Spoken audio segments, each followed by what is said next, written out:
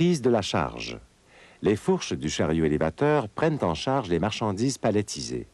La marche à suivre est simple. Ajuster convenablement l'écartement des fourches à la largeur de la charge manutentionnée. Insérer les fourches sous la charge aussi loin que possible. Incliner les fourches vers l'arrière, juste assez pour stabiliser la charge. Le gerbage. Gerber consiste à empiler des charges les unes sur les autres. Dans le cas d'un chariot élévateur contrebalancé, circuler avec la charge le plus près du sol, le mât légèrement incliné vers l'arrière, amener le chariot devant l'emplacement prévu pour le gerbage. Immobiliser le chariot, puis élever la charge à la hauteur nécessaire. Avancer lentement le chariot jusqu'à ce que la charge se trouve au-dessus de l'emplacement de gerbage. Amener les fourches à l'horizontale. Abaisser lentement la charge sur l'emplacement de gerbage.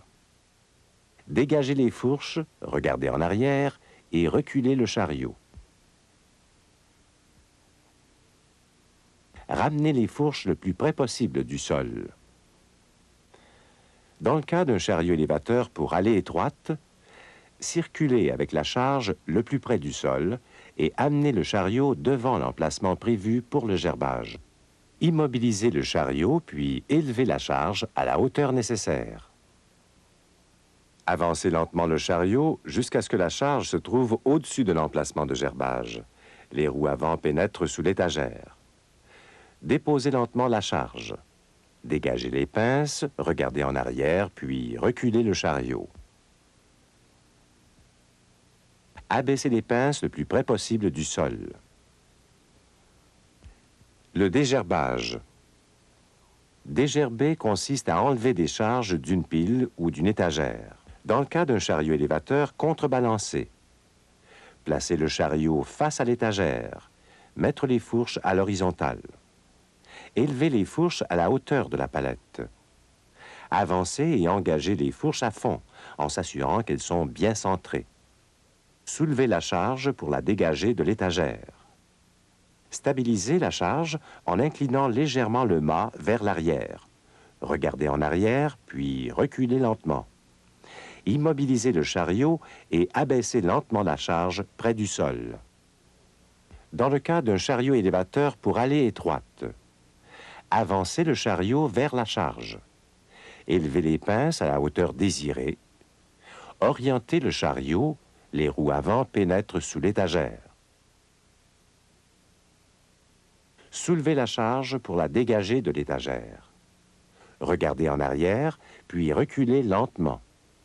Immobiliser le chariot et abaisser la charge le plus près possible du sol. Les dispositifs sécuritaires. Le toit de protection est une superstructure fixée au-dessus de la tête du cariste pour protéger ce dernier contre la chute d'objets. Le dosseret de charge est un écran vertical adapté au tablier porte-fourche afin de s'opposer à la chute vers le cariste d'un élément de la charge transporté.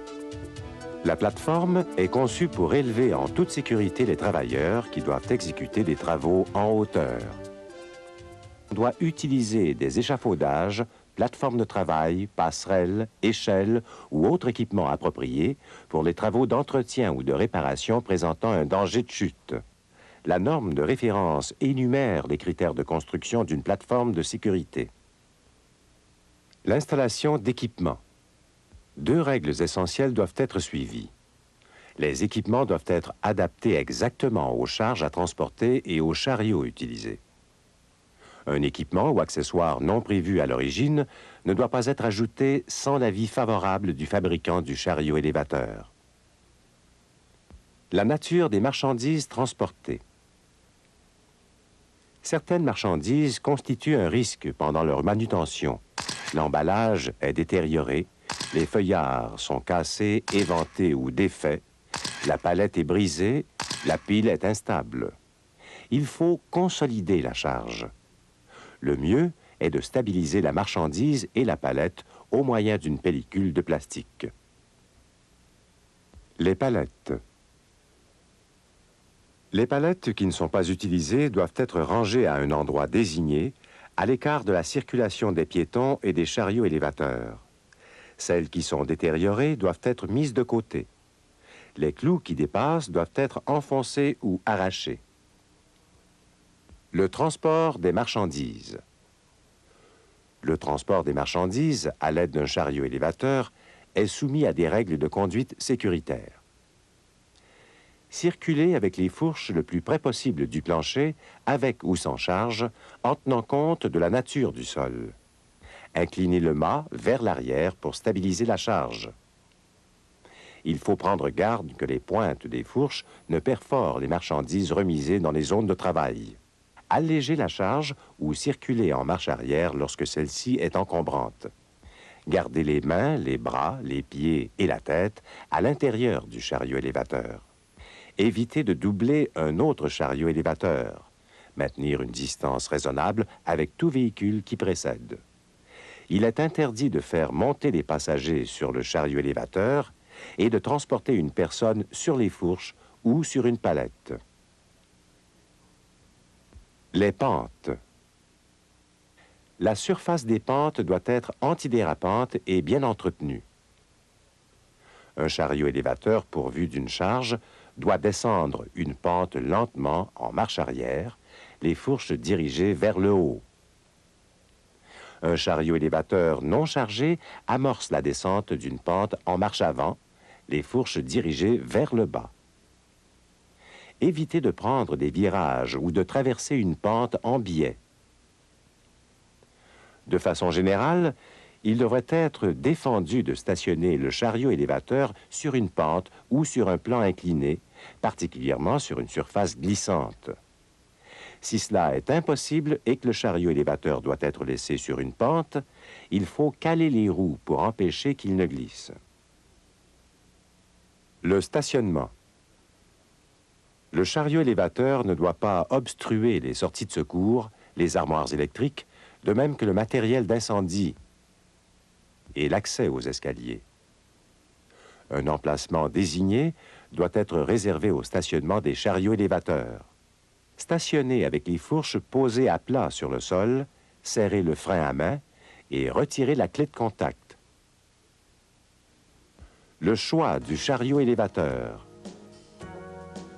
Certains facteurs influencent le choix du chariot élévateur. En voici quelques-uns. Le confort du cariste, la nature des marchandises transportées, la géographie de son rayon d'action, la proximité de travailleurs dans son rayon d'action, la ventilation, les dangers d'incendie, les installations d'alimentation en carburant ou de recharge des batteries.